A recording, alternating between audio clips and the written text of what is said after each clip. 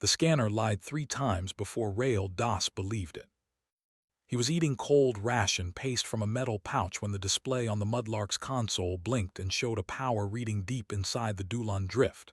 He looked at it, tapped the side of the unit with his knuckle the way he always did when the machine gave him nonsense, and watched the reading disappear. He went back to his paste. Then it came back. Then it vanished again. The third time it appeared, it stayed, and the number attached to it was not small. Rail set the pouch down on the armrest, wiped his mouth, and leaned forward in his seat. The Dulon Drift was not a place where things had power.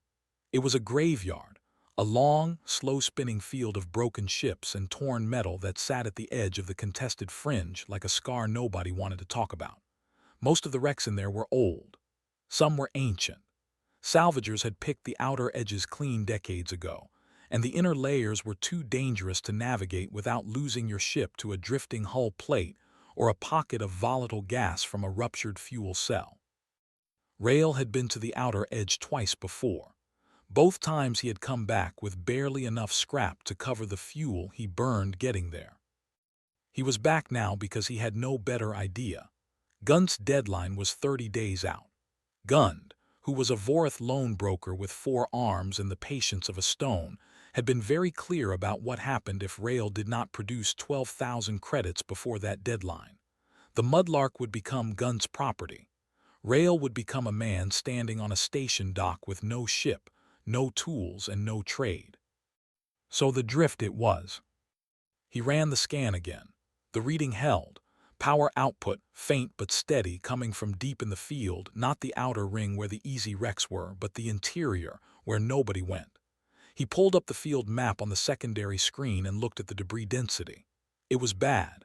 Navigating in there without hitting something would require slow, careful flying and more than a little luck. The Mudlark was not a nimble ship. It was a broad-hulled hauler with a repaired nose and a cargo bay that sometimes smelled like the previous owner's lunch. Rail sat for a long time looking at that power reading. Then he pulled the Mudlark's nose toward the drift and flew in. It took 4 hours to reach the inner field. He moved at a crawl, using short bursts of thrust and letting the ship drift between corrections. 3 times he came within a few meters of a collision, once with a massive engine bell from some old freighter, once with a tangle of pressurized tubing that spun out of nowhere, and once with a hull section so large it had its own small gravity well and tried to pull the Mudlark sideways. He corrected each time, hands steady, breathing through his nose. This kind of flying was not exciting. It was the opposite of exciting. It was the work of a man who had been doing this for 20 years and had learned that the drift did not reward hurry. The power signal grew stronger as he went deeper. His sensors started resolving the shape of the source. It was big, much bigger than he had expected. He adjusted his screen magnification twice before the full outline appeared on the display, and when it did, he stopped the ship entirely and just stared. The vessel was enormous. It made the Mudlark look like a tool left on a workbench. The hull was black and scarred, covered in the marks of old weapons fire and the slow erosion of centuries in open space. Some of the exterior plating had buckled or split. Parts of the upper structure were missing entirely, showing the skeleton of internal frameworks beneath. But the core of the ship, the main hull, the drive section, the great weapons batteries along its flanks, those were intact. Impossibly intact for something this old. Rail pulled up the silhouette against his ship recognition database. The computer thought about it for a moment, then returned a match flagged as historical record only, no active vessels on file. The classification read, Sovereignty-class Dreadnought. Origin, United Earth Sovereignty. Last recorded status, missing in action Kareth collapse approximately 412 years ago. He read the ship's designation from the hull plate visible on his forward camera. The letters were worn but readable. UES Cardinal. Rail had heard the name before. Every human schoolchild had. The Cardinal was one of the great lost ships of the Kareth collapse, the war that had nearly ended humanity's place among the spacefaring species. It had disappeared in the opening days of the conflict and was assumed destroyed.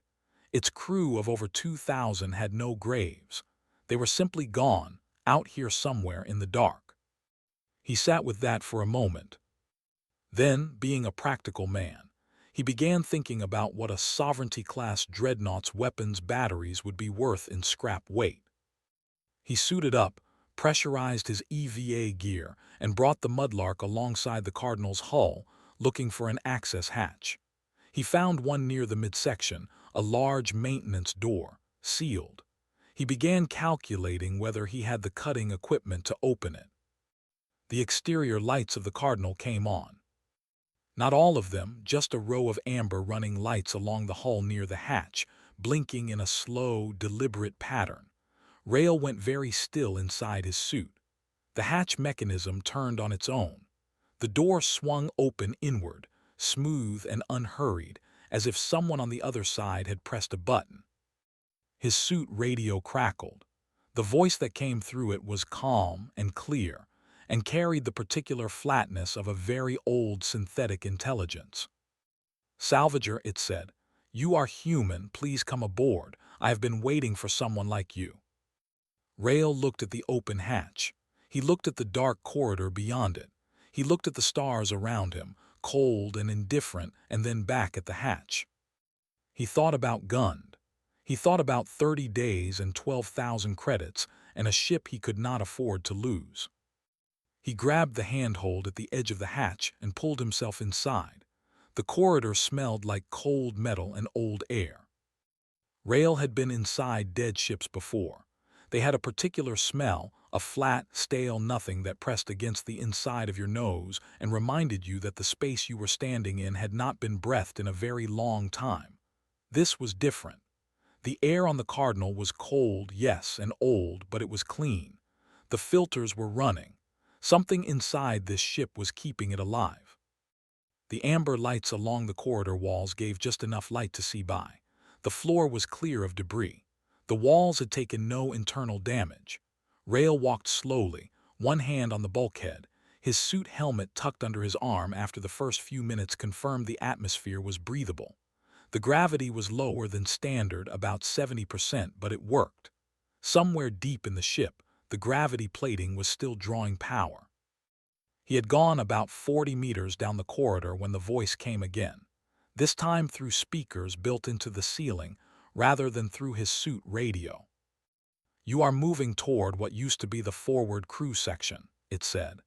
"If you continue that way, you will find it sealed. I would prefer you come to the bridge. There is more I need to explain, and it will be easier with the display systems available there." Rail stopped walking. "Who am I talking to?" he asked. "I am the ship," the voice said. "My formal designation is Warship Autonomous Response Director. The crew called me Ward. I have been operating in reduced capacity for 411 years, 7 months, and approximately 14 days. I have been very much alone." There was no self-pity in the words. It was simply a statement of fact, delivered in the same calm tone as everything else. That, somehow, was the part that unsettled Rail most. He went to the bridge. It was a large room, wider than anything on the Mudlark, with a curved row of operational stations arranged in a half-circle facing a forward display wall.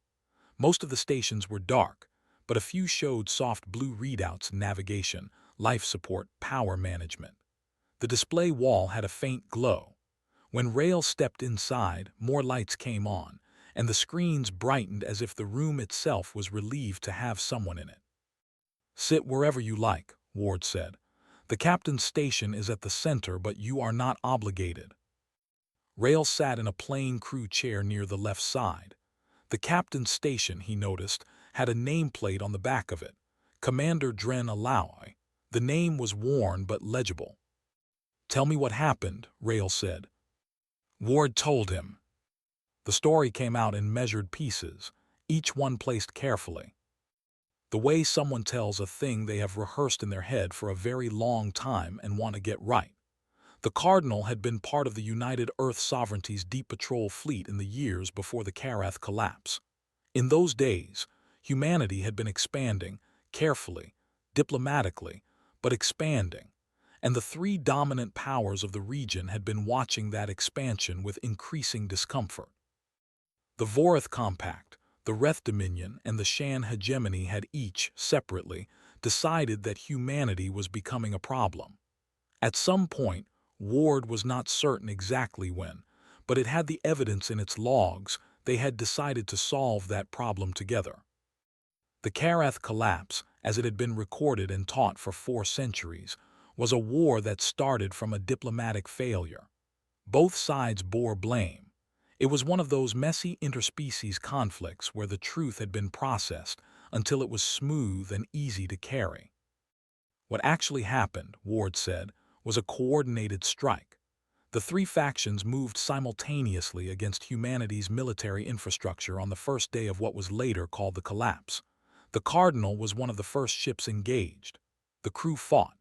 They fought well and long enough that 3 other human flagships in the region received warning and were able to retreat and carry word back to the colonies.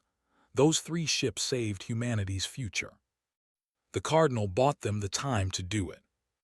Then the crew died, all 2,047 of them. Commander Alawe was the last officer alive on the bridge. Ward had watched him go. After that, Ward had done the only thing it could do. It sealed the reactor, shut down non-essential systems, and let the ship drift. The drift had taken it in. No one came looking. The 3 factions, having survived the war and shaped the peace, had no reason to search for a ship they believed destroyed, and humanity, diminished and exhausted, had no resources to mount a search this far out. So Ward had waited. "Why me?" Rail asked when Ward finished. "I'm not anyone. I'm a salvager with a broken ship and a debt I can't pay." "You are human," Ward said. "That was the only qualification that mattered. I could not leave with a non-human crew. The sovereignty naval law that governs this vessel requires a human officer of record. Without one, I am a derelict under interstellar salvage code. Anyone can claim me. With one, I am a commissioned warship. I'm not an officer. Under sovereignty law, the surviving AI of a crewed vessel may grant field commission to any eligible human in an emergency situation. You are eligible. This situation qualifies." A brief pause. "I have been waiting 4 centuries for someone to walk through that hatch. I did not require a decorated soldier. I required a human being willing to stand on this bridge." Rail rubbed his face with both hands. "And what do you want from me?" "I want you to take the captain's chair, formally, on record, and then I want you to take this ship home." "Where is home for a ship that's been missing 400 years?" "That," Ward admitted, "is a question we will need to work out together." Rail thought about it for a long time. He thought about the Mudlark sitting out there with its cracked hull and its smell, and its remaining operational life that Ward had already told him, quietly and without drama, was somewhere around 3 weeks before a structural failure became likely. He thought about Gund. He thought about what he had come into the drift looking for and what he had actually found. He thought about 2,047 people who had died in this ship, so that 3 other ships could run and warn the colonies, and about the fact that no one had ever come back for them.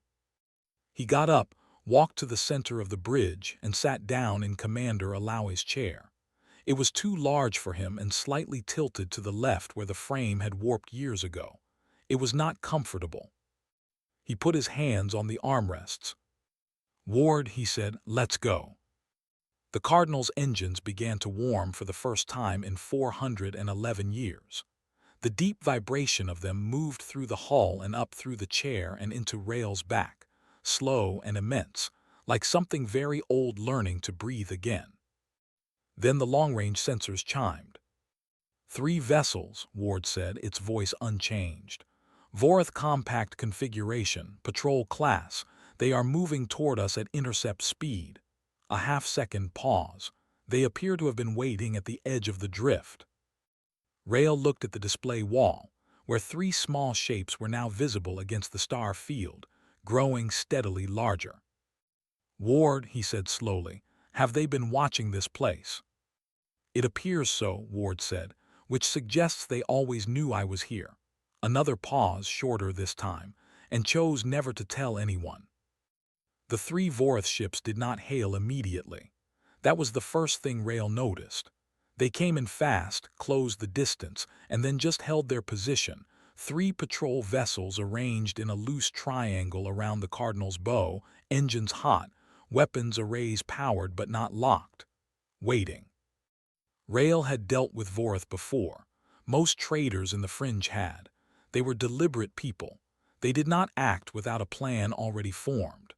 The pause before the hail meant someone aboard those ships had a decision to make and was not quite ready to make it. When the transmission finally came, it was audio only. The voice on the other end was steady and unhurried, the way a person sounds when they have prepared carefully and do not intend to be surprised. Vessel designate Cardinal. You are operating in restricted Vorath survey space. Power down your drive systems and prepare for inspection. Compliance will be noted. Resistance will not be tolerated. Rail looked at the ceiling, which was where he had started directing his comments toward since it seemed as good a place as any. Restricted survey space, he repeated. This is open fringe. Nobody owns the drift. The claim is not recognized under interstellar law, Ward confirmed. However, the weapons configuration on those three vessels is sufficient to destroy the Mudlark. They are not, however, sufficient to meaningfully damage the Cardinal. A short silence. I want to be transparent with you.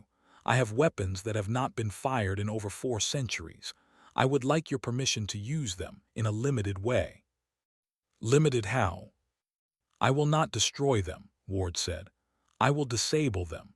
All three simultaneously. It will take approximately 4 seconds. I believe it is important that my first action in 4 centuries not be the killing of people who may simply be following orders they did not write. Rail thought about this for exactly the amount of time it took the Vorath commander to repeat the demand, this time with a weapons lock warning attached. Do it, Rail said. He had expected noise. In the stories, weapons fire was loud, roaring energy cannons and the crackle of shields and hulls giving way. What happened instead was nearly quiet. A low hum built somewhere beneath the bridge floor, steady and deep. The lights on the weapons console, which had been dark since Rail arrived, lit up in a sequence moving from left to right, fast and precise. Then 3 soft tones, one after another, close enough together that they almost sounded like a chord. On the display wall, all 3 Vorath ships went dark simultaneously. Their engines cut. Their navigation lights stopped. They drifted, intact and unburned, engines dead, power gone, tumbling slowly in the open space in front of the Cardinal like 3 toys with spent batteries. 4 seconds, exactly as stated. Rail stared at the display for a while without speaking. They are alive, Ward said. Life support on emergency reserves. They have a distress beacon. Someone will come for them within 6 to 8 hours. They knew you were here, Rail said, this whole time. Yes, someone in the Vorath Compact has known for at least several decades, possibly much longer. The patrol pattern they were running was not coincidence. This location was being monitored. Ward paused. Which means that someone in their government has been keeping this a secret. A living Cardinal is politically dangerous to the people who helped destroy it. The story of the Karath collapse does not survive my log records intact. Rail understood what that meant, even if he could not yet see the full shape of it. He took the Cardinal out of the drift and pointed it toward the nearest place he knew, Kethar Crossing, a large neutral trade station about 9 hours of travel away. He needed to think. He needed to talk to someone he trusted. And he needed badly to not be alone with a 400-year-old warship and a piece of history that was already getting people's attention. Kethar Crossing was busy, as it always was. The docking arms were full of freighters and passenger transports, and a few military vessels from various factions running errands they preferred not to advertise. The Cardinal, coming in under a false registry that Ward generated with calm efficiency, was logged as a bulk transport out of the far fringe. The ship was too big for a standard berth. They anchored it at a long hall mooring on the outer ring, and Rail took a shuttle in. He found Sitha in the machine bay where she rented a corner of floor to do repair work. She was a young Tavari, gray-skinned, long-fingered, with the particular stillness that her species carried as a default expression. She had worked for Rail twice before, helping him strip and resell engine components. She was the best mechanic he had ever hired, and she knew it. She looked up when he walked in, read his face, and put down her tools. "What did you break?" she asked. "Nothing," Rail said. "I found something." He told her. Not everything, not all at once, but enough. He told her about the Cardinal, about Ward, about the logs and the Vorath patrol ships and what had happened to them. He told her about the power reading on his scanner that he had almost ignored. He watched her face change as he talked, the careful Tavari stillness giving way, piece by piece, to something that looked very much like the kind of attention a person gives when they realize the story they are being told is going to matter. When he finished, she was quiet for a long moment. "I want to see it," she said. "I thought you might," Rail said. They went back together.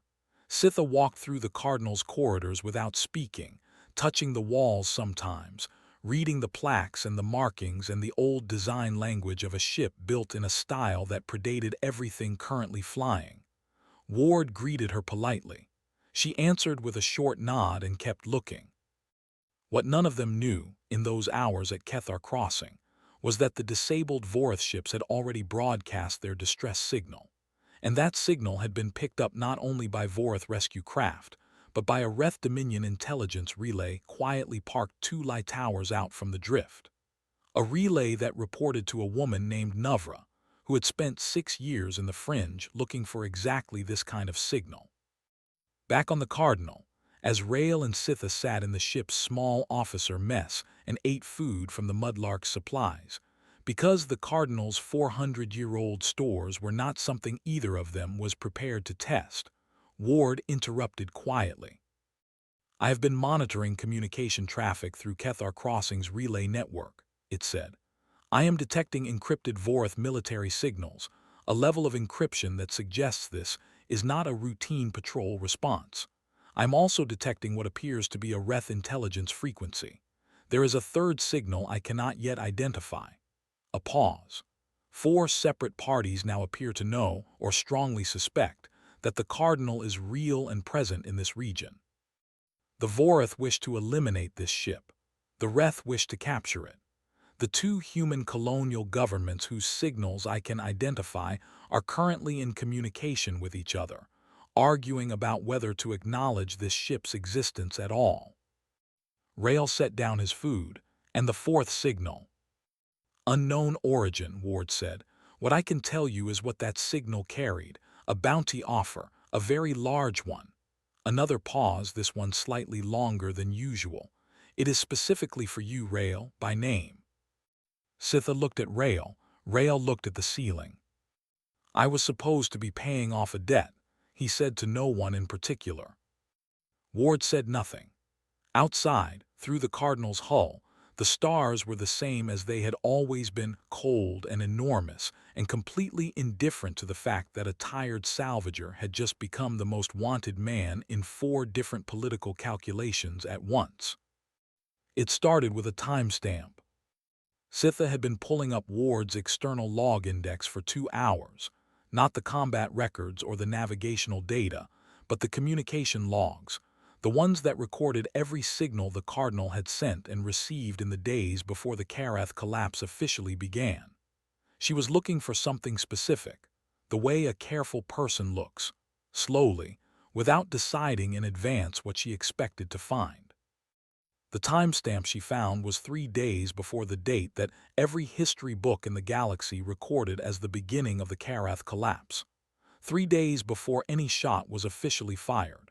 And attached to that timestamp was an encrypted transmission, Vorath origin, bounced through a Shan hegemony relay station, addressed to a Reth Dominion fleet command node. 3 factions, 1 message, 3 days before the war. She called Rail to the bridge without explaining why. When he arrived, she pointed at the screen and he read the timestamp and looked at her and she said, "Ward, can you decrypt this?" "I already have," Ward said. "I decrypted it 411 years ago when it was intercepted." Commander Alawe read it. He was in the process of transmitting a warning to Fleet Command when the first strike hit this ship. A brief pause. He never finished sending it. The message, when Ward displayed it, was not long. It was a coordination signal, target lists, timing windows, rendezvous points. It named specific human military assets to be hit in the first wave. The Cardinal was on the list. So were 11 other vessels and 4 colony defense platforms. The language was operational and precise. It was not a declaration of intent. It was a schedule. Rail read it twice. Then he sat back in his chair and looked at the ceiling for a while. The Kareth collapse, as he had learned it, was a war that happened because diplomacy broke down. Both sides made mistakes. Both sides bore responsibility. That was what the schools taught. That was what the treaties said. That was the official version, agreed upon by all parties in the peace settlement that ended the conflict. What the document on the screen said was something different. It said that 3 governments had sat in a room together, or the equivalent of a room, across secure channels, and made a plan to cripple humanity before humanity became too strong to stop. And then they had done it. And then, when humanity survived anyway, they had all agreed on a story that spread the blame around evenly so that no one party carried the weight of what they had actually done. The peace settlement had not been reconciliation. It had been a cover. "There is more," Ward said. "The combat logs contain sensor records of the coordinated strike as it happened. The timing is precise enough to demonstrate that the 3 fleets were operating from a shared command signal. The records also show that the Cardinal's distress beacon was received by a Vorath vessel, which then jammed it before it could reach any other human ship. The jamming is logged. The frequency is logged. The Vorath vessel's identification transponder code is logged." Sitha had gone very still. She was Tavari, and the Tavari had been neutral during the Kareth collapse, or so the official record said. Her people had suffered during the following decades regardless. Neutral parties always did. "If this is real," she said carefully, "it means the peace that ended the war was built on an agreement to lie." "Yes," Ward said. "And every government that signed that peace settlement either knew what they were signing away, or was told a version of events that protected the people responsible." "Also, yes." She turned to Rail. "This cannot stay in here." "I know," he said. "The moment it comes out, everything changes. 3 governments lose their official history. People who built their entire political authority on the current version of events lose that authority. Someone is going to try very hard to stop this from going anywhere." "I know that too," Rail said. He was quiet for a moment. Then, "Ward, how solid is this evidence? If someone wanted to say it was forged, could they make that argument?" "The logs are tied to the ship's chronometer records, which are cross-referenced with external astronomical data from that period, stellar positions, pulsar timing, background radiation measurements.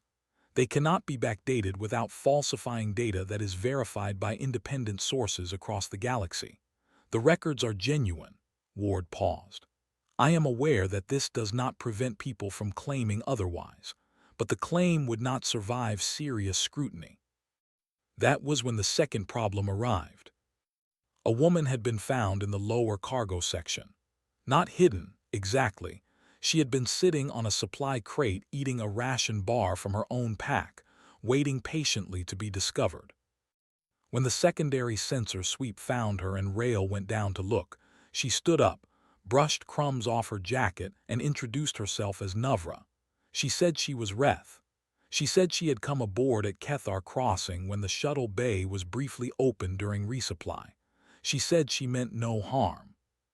She also said she had known about the Cardinal for 3 years and had spent that time trying to find it before someone else did. Rail did not immediately throw her off the ship, which surprised even him. He brought her to the bridge instead, partly because it seemed pointless to hide anything from someone who had already been sitting in his cargo hold for 8 hours, and partly because she had said something when he first found her that he could not stop thinking about. She had said, "Whatever those logs contain, you need someone who understands what the Wrath Dominion will do when they find out. And I am the only person on this ship who does." Navra looked at the documents on the screen. She was quiet for a long time. "The current Wrath government did not plan this," she said at last. "The leaders who made that agreement have been dead for 200 years, but their successors built their legitimacy on the peace that followed. If this comes out without a plan, the Wrath hardliners will call it an act of aggression. They will use it to justify war rather than accountability." "So what do you suggest?" Sitha asked. The distrust in her voice was clear. "I suggest," Navra said, "that we do not simply release this and hope the galaxy is sensible about it. We need people in position to control what happens next. I know some of those people." She paused. "And I suspect Ward has the means to reach the human authorities who need to be involved." Ward answered before Rail could. "I have already made contact with a Freehold Compact government relay. I received a response 20 minutes ago from a provisional speaker named Yule. He wants the Cardinal to come to Freehold space quietly and let the diplomatic process handle matters." Rail looked at the screen. "What did you tell him?" "I told him," Ward said, "that the captain would consider it." Rail noticed, without commenting on it, that Ward's navigation system had not moved the ship 1 degree toward Freehold space. He also noticed that while everyone in the room was arguing about what to do with the truth itself was sitting there on the screen, patient and immovable, 400 years old, and not interested in anyone's political calculations. Then the proximity alert fired. Rail turned to the display wall and felt something drop in his stomach. 40 ships had just dropped out of faster-than-light travel directly in the Cardinal's path. Wrath configuration, destroyers and cruisers, arranged in a blocking formation that filled the exit vector cleanly. The transmission that followed was brief. "Surrender the archive and the Salvager lives. Refuse, and we will learn whether that old ship is as dangerous as the stories say." Navra closed her eyes briefly. Sitha picked up a tool from the console beside her for no practical reason, just to have something in her hands. Rail looked at 40 ships on the screen and then at the ceiling. "Ward," he said, "what can you do?" 1 second of silence, then, "Everything I was built for," Ward said. "I am waiting for your word." Nobody on the Cardinal spoke while Ward worked. Rail had said the word and then sat back in the captain's chair, and the ship had done the rest. There was no dramatic build-up this time, no rising hum beneath the floor.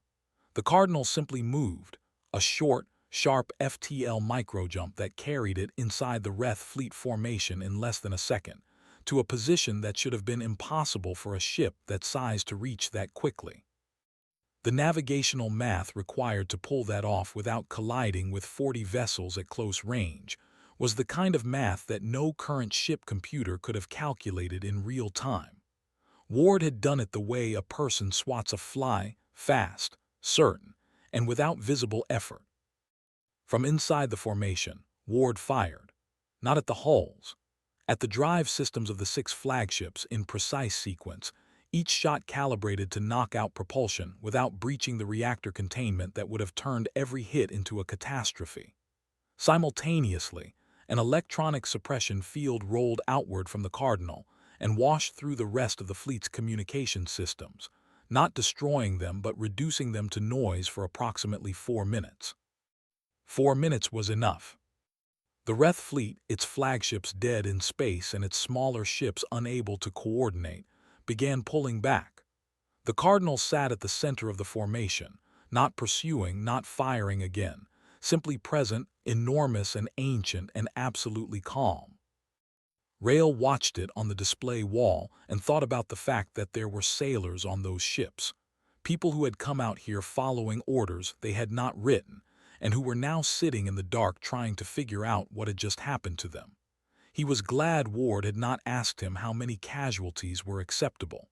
He did not think he could have answered that question cleanly. What none of them realized in those minutes was that 3 separate civilian freighters had been within long-range sensor range of the engagement. All 3 had been recording as a matter of course. All 3 had crews who understood what they had just witnessed and who were, even as the Wraith fleet withdrew, sharing their recordings through every relay and personal channel they had access to. By the time the Cardinal reached Ardmore Station, the footage had been seen by roughly 9 million people across 40 inhabited systems. By the time Rail stepped off the ship into Ardmore's docking concourse, that number had doubled. Ardmore was the capital station of the Freehold Compact, and it was not built for the kind of attention it was now receiving. Provisional Speaker Ewell met Rail at the dock entrance with an entourage of 6 aides and the look of a man who had not slept in 2 days and had spent most of that time being wrong about what was about to happen.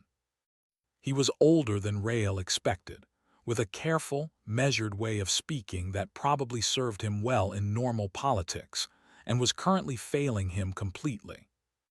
"We need to get you into a secure room," Ewell said, "and we need to discuss how this is going to be managed." "There's nothing to manage," Rail said. "The records are going to be made public." Ewell blinked. "There are diplomatic considerations." "There are 400 years of dead crew members on that ship," Rail said, not loudly. He was tired and he had no interest in theater. "They didn't get diplomatic considerations. The records go public." Admiral Descaro was waiting further down the concourse, and he was a different kind of person entirely.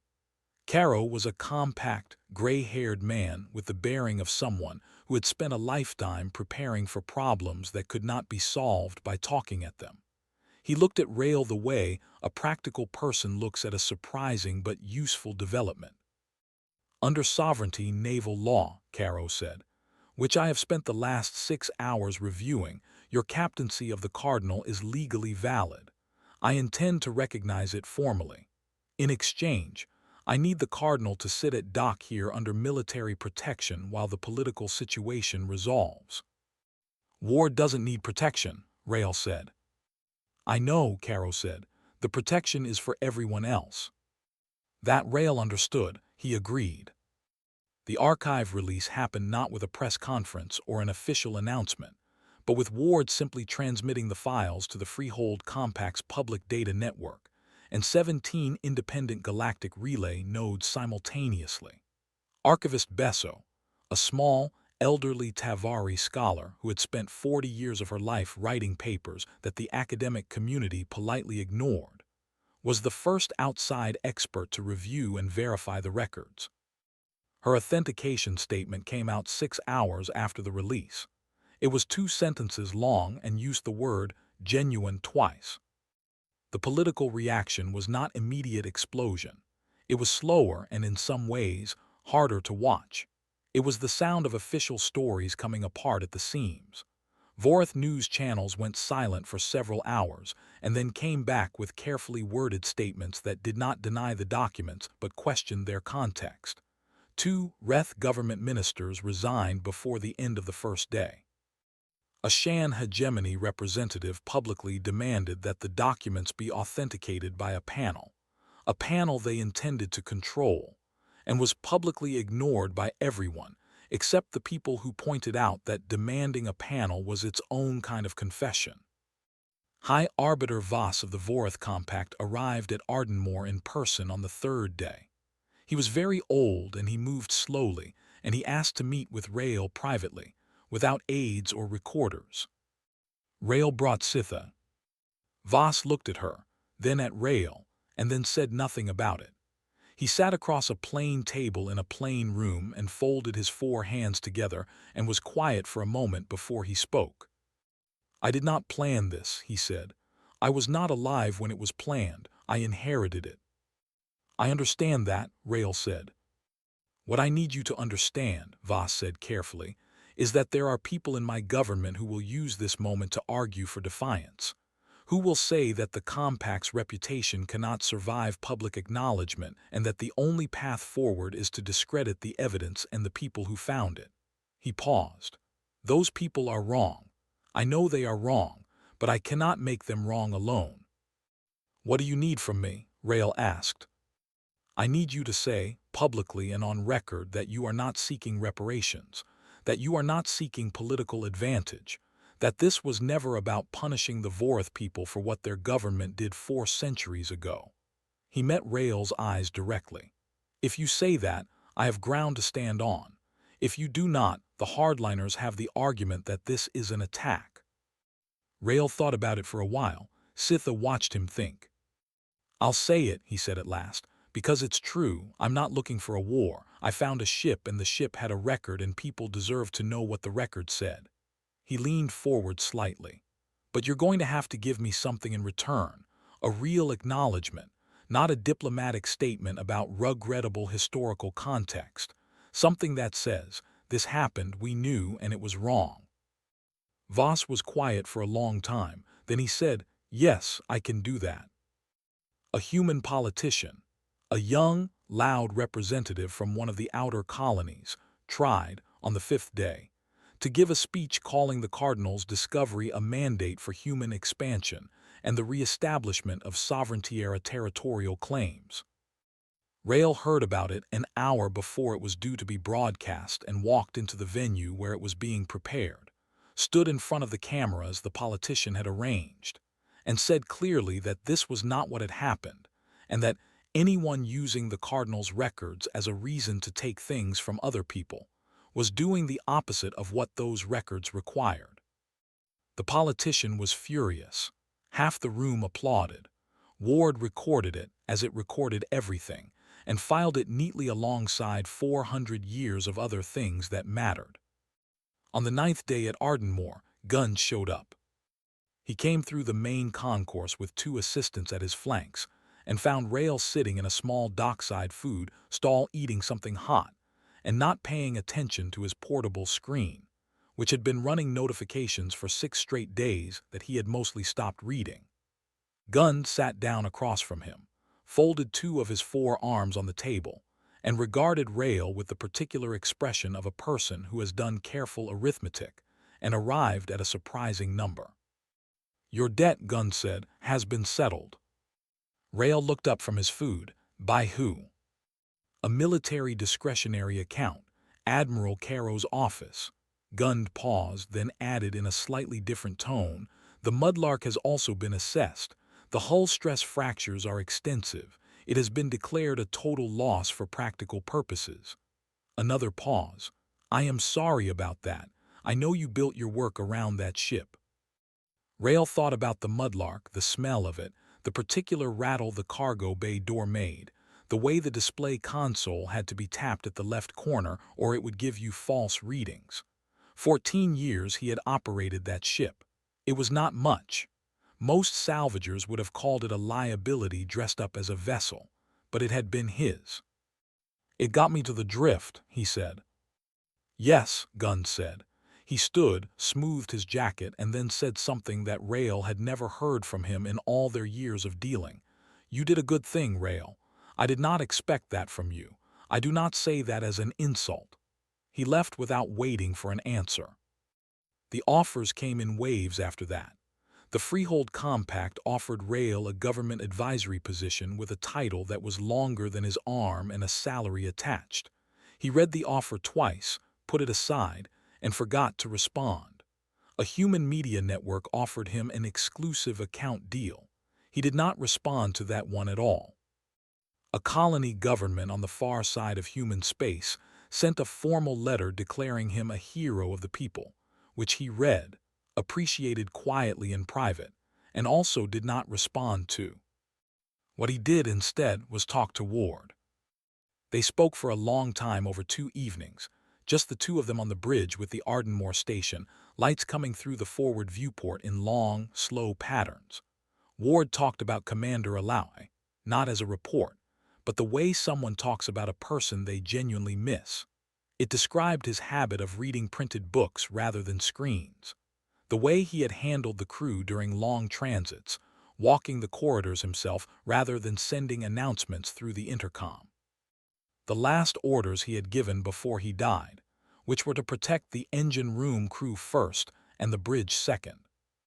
He would not have known what to do with all of this attention either, Ward said at one point. Did he deal with things the same way I do? Rail asked. No, Ward said. He was more formal, more careful about appearances. A brief pause. You are more honest. I find that I prefer it, although I did not know that about myself until recently.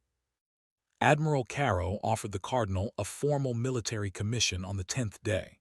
Ward politely declined, and when Caro looked to Rail, Rail confirmed the decision.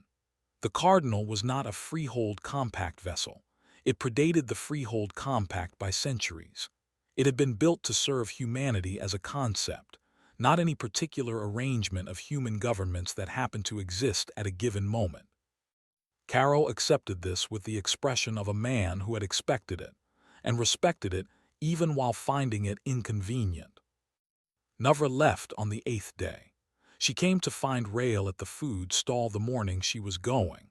He had started eating there every day because no one bothered him there the way they did everywhere else, and sat down long enough to drink a cup of something warm. I'm going back, she said. There are people in the Wraith Dominion who need this moment to mean something other than another reason to fight. I know where most of them are. Will it work? Rail asked. Some of it will, she said. Some of it won't. That's how it goes. She picked up her cup, finished it, set it down. You did the right thing, not because you were trying to.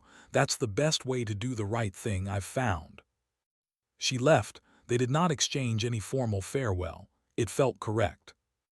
Archivist Besso arrived at Ardenmoor on the 11th day, having traveled at some speed from her research post after Ward reached out to her directly with an invitation.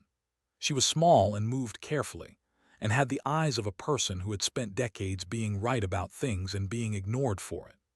She walked onto the Cardinal's bridge and looked around at the consoles and the displays and the nameplate on the captain's chair, and did not say anything for nearly a full minute. Then she turned to Ward's nearest speaker and said, I have so many questions. I have 400 years of answers, Ward said. Please sit wherever you like. I have arranged for tea. The supplies were restocked at Kethar Crossing, and I have been curious whether the galley systems still function correctly. They did. Besso spent 3 weeks on the Cardinal, and then the rest of her working life as Ward's primary collaborator in what became the most complete historical account of the Karath collapse ever assembled. It was not a comfortable document. It named names and showed evidence, and did not soften the parts that needed to be hard. It also, at Rail's specific request, spent considerable space on the crew of the Cardinal. Not just their deaths, but their lives, their service records, the small personal details that Ward had preserved in its memory because it had known them and had never wanted to forget. 2,047 names, all of them in the record now. Sitha became the Cardinal's chief engineer without a formal ceremony or a contract, because neither of them saw the point of ceremony and contracts were for people who were not sure they trusted each other. She replaced 3 of the ship's secondary power relays in the first week, redesigned the flow path of the gravity plating grid in the second, and in the third, informed Ward that the port thruster array had been running 4 degrees off optimal for what she estimated was about 60 years, which Ward acknowledged with something that might have been embarrassment. The crew came together slowly, 1 or 2 people at a time, through word of mouth rather than any posting or announcement. A human engineer named Brant, who had heard about the Cardinal from a friend of a friend, and showed up at the dock one morning with a bag and no particular explanation. A Tavari navigation specialist who had written Sitha a message asking simply whether there was room. 3 more humans over the following week, all of them practical, none of them looking for glory. An older man named Fessel, a former freighter pilot, who said he was bored with retirement and had decided this was more interesting. 11 people in total, a small crew for a ship the size of the Cardinal, Ward noted this without complaint. It had, after all, run alone for 4 centuries. On the last morning before departure, Rail walked to Ardenmoor's observation deck and looked out at the Cardinal sitting at the long hall mooring. In the station light, it looked different than it had in the drift, less like a wreck and more like what it was, which was a very large, very old warship that had refused to die. The hull was still scarred. Some of the external plating was still buckled. They had not repaired the cosmetic damage because there was nothing wrong with a ship that looked like it had survived something. He went back aboard. Scytha was already at her station in engineering. Ward's presence was, as always, everywhere and nowhere, in the lights, in the hum of the ventilation, in the quiet readiness of systems that had been sleeping for centuries and were now fully awake. Rail walked to the bridge. He crossed the room and sat down in the captain's chair, the one with Alaoi's nameplate on the back, the one that was too wide and tilted slightly left. He had avoided sitting in it for most of the time since he first came aboard. It had felt presumptuous. It still felt that way. He sat in it anyway. He put his hands on the armrests and looked at the display wall, which showed the star field beyond Ardenmoor in clean, clear detail. Out there were 100 places where something was being decided or avoided or buried under the wrong story. Out there were people who needed someone willing to show up and look honestly at what was actually there. "Ward," he said. "Captain," Ward answered. "Where to?" 1 second of quiet. Not hesitation. Ward did not hesitate. Just the particular pause of a mind that had waited 400 years for this exact question and wanted to give it the weight it deserved. "Somewhere that needs us," Ward said. Rail nodded. "Then let's go." The Cardinal moved away from Ardenmoor at a steady, unhurried pace, engines running clean for the first time in 4 centuries, a small crew inside its old hull looking forward at the stars. It did not look like a ship that had just changed the galaxy. It looked like a ship with somewhere to be. Which was, in the end, exactly what it was.